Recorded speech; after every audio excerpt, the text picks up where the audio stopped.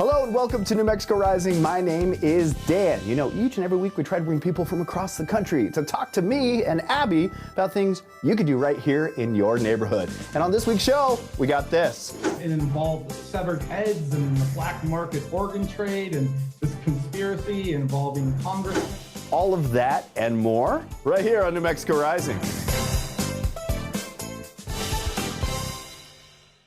Have you ever wondered what it would be like to get lost in a galaxy far, far away? Star Wars Skeleton Crew takes viewers on an epic journey with a group of kids who discover just how strange and dangerous the universe can actually be. So joining us today are Robert Timothy Smith and Kieranna Krater, stars of the thrilling new series now streaming on Disney+. Welcome to the show, you two. How are you? Good. How are you? I'm doing all right. And the series is kind of like a mix of Star Wars with like some of those classic 80s adventure films. Stuff that I grew up with, like Goonies, Captain EO, Flight of the Navigator, those type of movies. I know they're way before your time. Did you guys have to do a little research, watch some of those films? And how did that kind of influence your experience on making these? Honestly, like, my dad made sure I grew up right, so I kind of grew up watching those films too.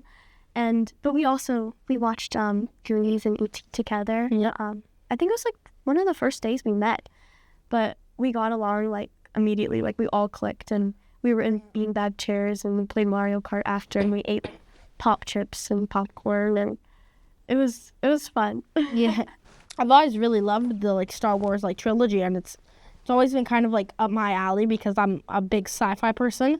So like. Speaking that there's literally like a series that is like all about sci-fi is like really cool.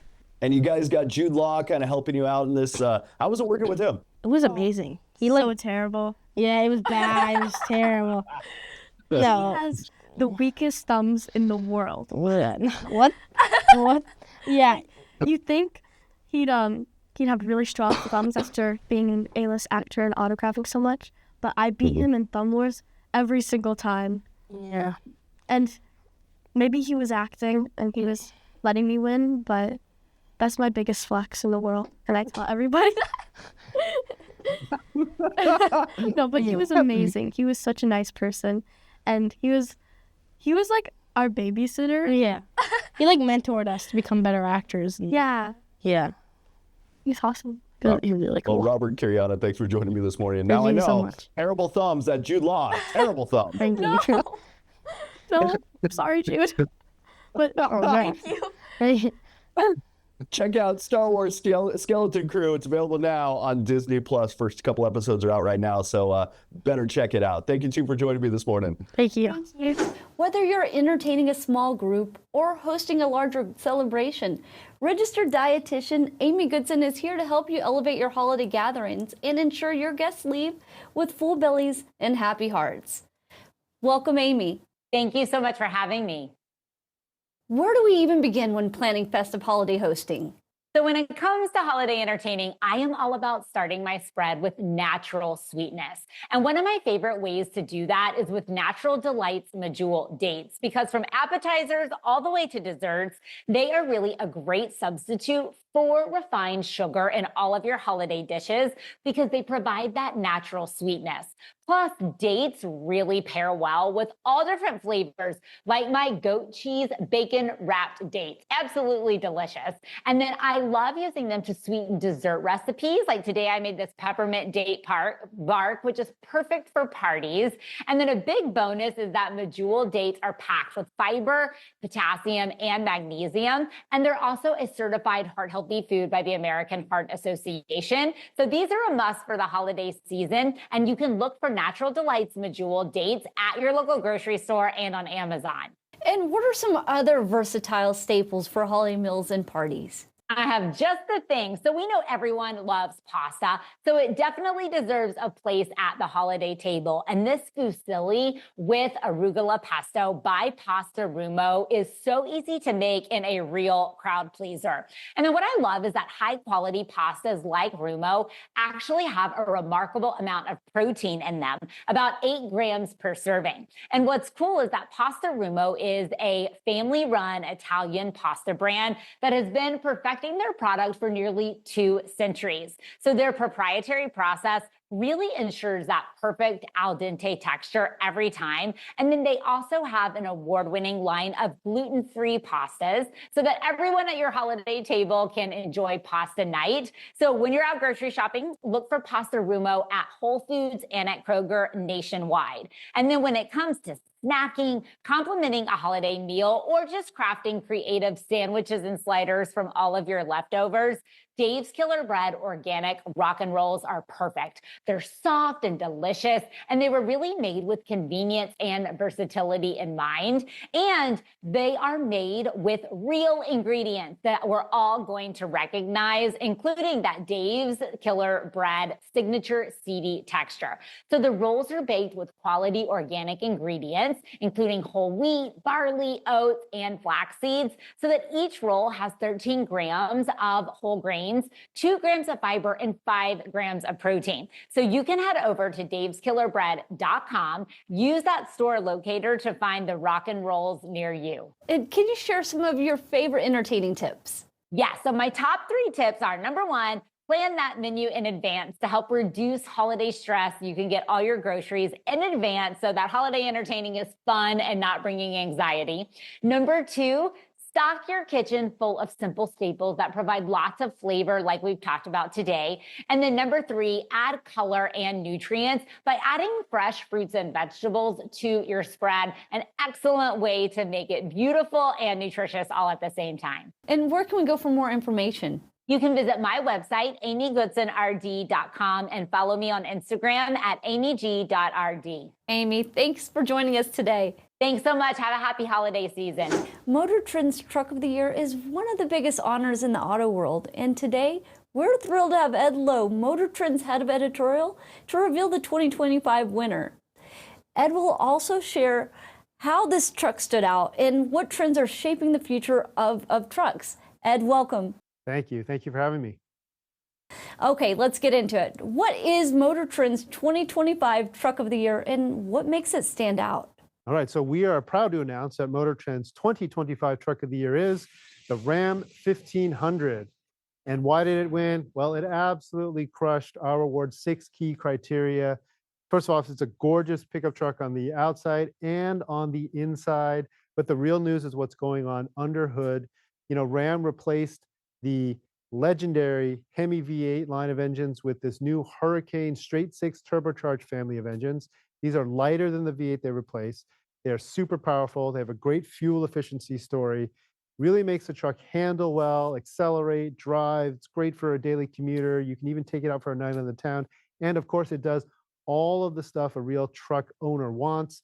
These Ram 1500s, they tow really well. They can haul lots of cargo, and they're absolutely loaded with technology on the inside. For all those reasons and more, why the Ram 1500 is Motor Trend's 2025 Truck of the Year. And what features make this truck a great fit for today's American buyers? So there's a lot of technology. You know, we got our iPhones and our iPads, and we expect big screens everywhere. And the Ram 1500 really has all of that. Massive display on the inside. You can do your Apple CarPlay, your Android Auto. You can put your Spotify on there. There's a ton of assistance too. You can do things like hands-free driving assistant, where if you feel a little tired, you want the car to drive, this thing will do it on highways. It's fantastic. You can get rid of your key fob. You can turn your mobile phone into the key for the vehicle. So lots of technology. There's also an amazing sound system if you get the top-end tungsten trim like this vehicle right here. 23-speaker Clips reference premier audio system. Tons of trailering features as well. This thing really, for work, for play, it's got it all. And electric trucks like Tesla Cybertruck were in competition. Why didn't an EV win this year? It's a great question. So we've awarded EV trucks in the past, and this year, yes, we did have the Tesla Cybertruck. It's got the fancy steer-by-wire, tremendous vehicle, you know, actually really good on-road and off. We also had the Silverado EV, you know, 440 miles of pure electric driving range. We also had the Rivian R1T, great pickup truck, you know, former Truck of the Year winner. But we really think the Ram 1500 offers more to a broader array of truck buyers. You can get into one of these vehicles at the $40,000 price point and just level up and add, you know, more powerful, you know, engines and different features all the way up to this tungsten grade, this red truck that's right here. And you don't have to worry about range or cold weather towing performance or refueling it, because it's fundamentally an internal combustion gas pickup truck. And where can our viewers go to learn more information about this year's winning truck? So for more information on all of our year winners, including the Lincoln Nautilus, our 2025 SUV of the year, the Mercedes-Benz E-Class, our car of the year, and our 2025 truck of the year, the Ram 1500, you can go to motortrend.com. Ed, thanks for joining us today. Thank you so much. What do girl math, cash stuffing, and loud budgeting have in common? They're all personal finance strategies emerging from an unlikely source: social media. It's called FinTok, an umbrella hashtag used to categorize all finance-related posts to TikTok and, by extension, other social media platforms. And a new survey is identifying the top trends. Rianka Dorsonville, Chime's consumer CFP, is joining us with some insights. Good morning. Good morning. Thank you so much for having me. Rianka, for those of us who are a little bit more old school, can you share a little bit about what FinTok is and how people are using it? Absolutely. So to put it simply, FinTok refers to the financial side or personal financial side of FinTok, where users are logging on to learn about personal finances, whether it's investing, budgeting, your credit score, how your credit score is derived, and the like. And what can you tell us about this new survey and its findings? Absolutely. I'm so excited to have partnered with Chime to take a look at this survey and to look at the latest emerging trends in social media. So according to AI Social Listening and this national survey, it turns out that the largest 5 FinTok trends of the year were girl math, cash stuffing, one of my personal favorites, loud budgeting, money dysmorphia, and underconsumption. Listen, what this is sharing with us is that people are wanting to know and yearning to learn about personal finances.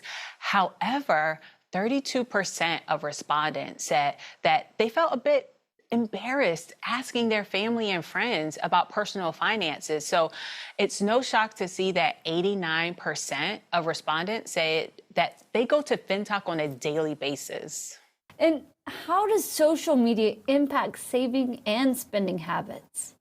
Well, this is one of those stats that I was pleasantly surprised to see.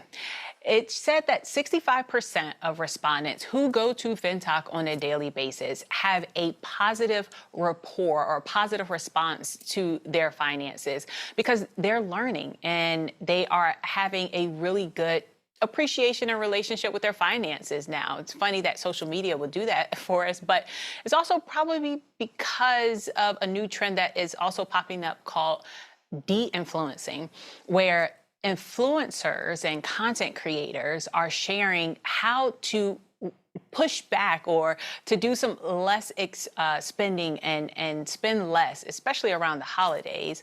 And so the influencers are de-influencing, and that is a trend I can get behind. Where can viewers go to learn more information? Yeah, if you want to learn more about the trends or even how Chime can help you unlock your financial progress, head over to chime.com/2024FinTok. Rianka, thanks for joining us today. Yes, thank you so much for having me. You know, the holidays are a time for joy, celebration, and family, including our furry family members. But with all the excitement, it's easy to kind of overlook their unique needs. So joining us today is Dr. Aziza, FreshPet's expert veterinarian and a leader in promoting pet wellness. She's here to kind of share tips on how to keep our pets happy, healthy, and safe during the holiday season. Welcome to the show, Dr. Aziza. How are you? Hi, I'm well. Thank you for having me. All right, what can families do to get our pets ready for all of the holiday guests, the decorations, the excitement, all that good stuff? Well, one of the things that our families can do in order to prep our pets for the holidays is also not only prep the pets, but their guests. So make sure that your guests don't have pet allergies. Make sure you let them know whether or not they can touch your pet. Not all pets like to be touched, and who can blame them as well? And then we also want to make sure that even with the chaos and the festivities of all the holiday parties that we are all going to be attending with the eggnog and whatnot, that our pets also have a very safe space where they can be off to the side, have some privacy, have some treats like FreshPet's dog joy turkey bacon treats, and maybe even their favorite toy so that they can relax even while y'all turn up. Everybody loves the gift of commitment and having to have something with them for the rest of their lives. What are your thoughts on giving pets for the holiday gifts? Is it really a good idea? I think that it can be a slippery slope. When it comes to adopting a pet, it is a lifetime commitment. You can't approach it with the same type of attitude as buying a purse or a new doll. So instead, what I would like to encourage people to do is consider fostering and helping out a local shelter or rescue. Change your lives and the lives of those pets as well. And if you want to, if you enjoy what you signed up for, then make it a permanent commitment. Excellent. All right. So what are some general tips for just keeping our pets safe, especially around things like table scraps or some of the holiday plants? Yes, absolutely. When it comes to the holiday plants, we love our poinsettias like we do here on this set. We also love our holly and mistletoe, but these plants are also toxic to our pets. So we got to make sure that we keep them out of the reach of them. And if we do see them chewing on the leaves or things like that, we immediately discourage that behavior and even take them to your primary care veterinarian just to make sure that they're okay. And when it comes to table scraps, a lot of the food that's on the table is going to be delicious for us, but not so much for our pets. So instead, try to have a meal that is specifically designed for them. One of the things that I like about FreshPet is that they actually have a recipe that is turkey with cranberries and spinach. It's kind of similar to what we're already going to be having on our dinner table. So have your version and have their version, and everybody will be safe. All right. So you also mentioned taking a pause during the season. How do you think families can include their pets in some of that holiday spirit that we're doing? Absolutely. When we take a pause and enjoy the holiday season as a family, whether you have 2 or 4 legs, we have to make sure that our pets are still getting adequate attention. So take the time out to go for a special walk. Take them with you when you go on those Christmas lighting tours or sightseeing, making sure that you're still playing with them, whether it's their favorite toy or you're getting them a new toy for Christmas. Making sure that your pets are still going to know that they are a valued member of the family and not forgotten is going to be one of those things that helps to enrich the holiday season. Where can we go for more information and keep our pets happy and healthy this time of year? Oh, okay. Well, one of the things that you can do is FreshPet has a wonderful blog that has all the different tips, whether it's pet safety, things to think about as the seasons change, or even the different life phases, whether it's a puppy, an adult, or even a senior dog or a cat. FreshPet is going to be able to provide a lot of that information and wonderful tips. Dr. Aziza, thanks for joining me this morning. Thank you for having me, and happy holidays. With the end of the year fast approaching, many of us are already thinking about tax season. So joining us today is Andy Phillips, Vice President of the Tax Institute at H&R Block, who's here to share some key findings from the 4th annual Outlook on American Life report. Andy's here to kind of break down how generations are faring financially and share tips to help us prepare for tax day. Welcome to the show, Andy. How are you? I'm doing well. Thank you for having me. Good to see you today. All right. What are some of the most surprising insights that you found from this year's Outlook on American Life report? Absolutely. Thank you for asking. So we released our 2024 Outlook on American Life report just last month.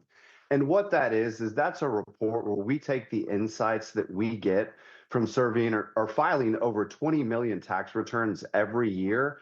We combine that with consumer insight surveys to say, let's look at the data and taxpayer or people's sentiments towards their finances to see how are people really feeling and how are they faring with their financial life in America. So with that, a few things we saw this year. One is that, interestingly, wages really increased across the board for a lot of folks. In fact, for a lot of people, wages even outpaced inflation.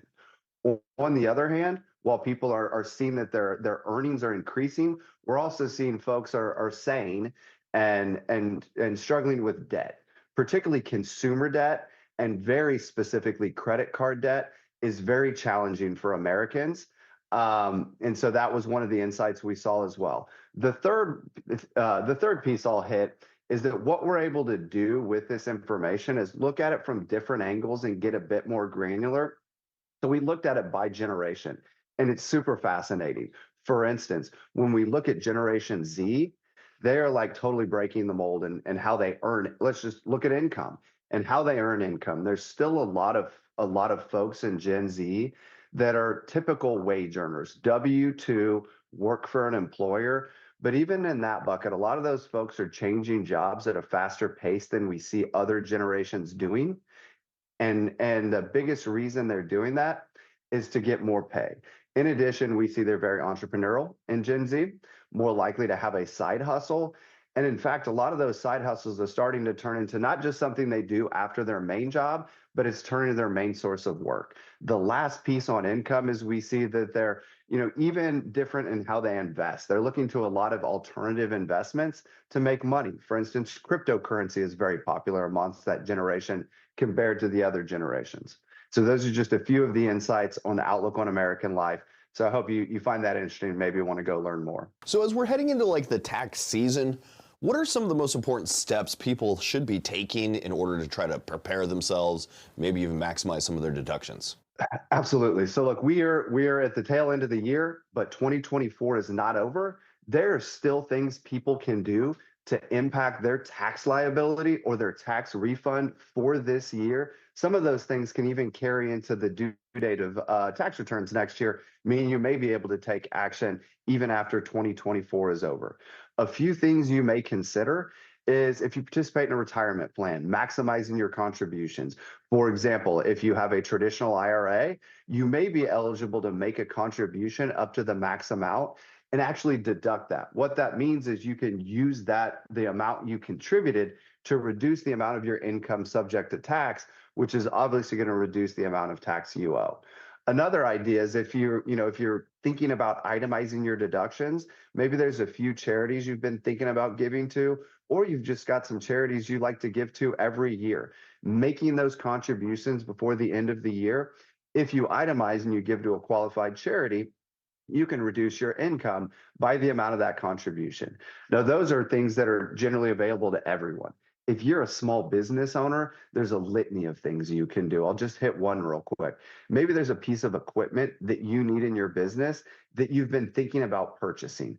If you purchase that before the end of the year, it depends what it is, but you may be able to deduct or expense some or all of the cost of that purchase against your taxes, meaning, again, you can reduce your tax bill and get that asset you need in the operation of your business. So those are a few things people can think about even before year's end to try to make sure they have the best outcome possible. Andy Phillips, thanks for joining me this morning. Where can our viewers go for more information, maybe get some help with some of their taxes? Absolutely. If you have more questions or you need help, whether in person or virtually, you can visit hrblock.com and we've got you covered. Thank you for having me today. Andy Phillips, thanks for joining me. Small town secrets, larger than life characters, and a story that's kind of bizarre. It only could be true.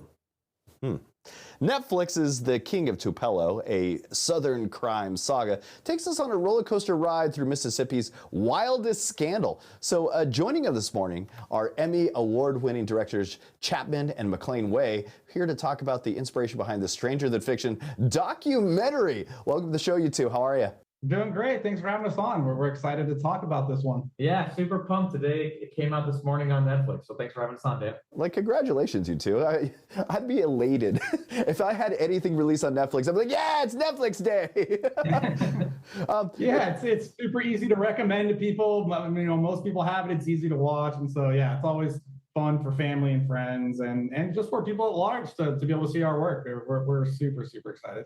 All right, let's get to it. Tupelo seems like the perfect backdrop for a story like this. What made you decide to kind of bring this story to life? Yeah, we had like a very vague recollection of this story from 2013 where, an Elvis impersonator was arrested for sending a deadly poisonous letter to President Barack Obama in an assassination attempt and was arrested. And, we flew out to Tupelo in 2021. Met with Paul Kevin Curtis, the man who was initially arrested, and quickly realized there was a whole lot more to the story than was reported at the time.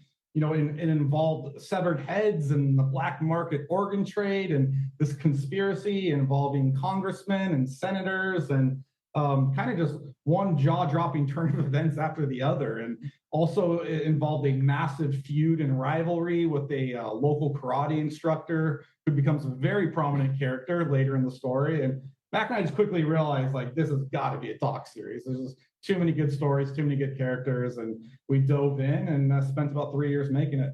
When making a documentary, what was like one of the most surprising or challenging things that was unraveling while investigating this tale? Yeah, I mean, it was a little bit of a disorienting experience to go down this rabbit hole. You know, this story starts almost with a manageable scope, right? Just Tupelo, Mississippi, birthplace of the king, Elvis impersonator Paul Kevin Curtis, and he starts to go down this kind of conspiracy rabbit hole, primarily related to the concept of a black market body parts organ trade. But that takes him down all these like crazy left turns, right turns. But it eventually just kind of rises all the way up to Washington, D.C. And that was always surprising for us. As we kind of finalize this story, the third part of this series, I don't want to give too much away, but it starts to focus on a second character, a man who was kind of behind the scenes during all this. And he's currently serving a 25-year prison sentence. And for us, it was a very fascinating experience talking to this man. We had done hours-long interviews, and he gives a true insight into what the FBI was up against. One of our quotes from our FBI agents is, you know, if you send a deadly letter to the president of the United States, there's a lot of people that are going to start trying to figure out who you are. And so that was certainly part of the fun of this story, was going along with the FBI and their investigation into this. So it's kind of diving deep into the world of conspiracy theories.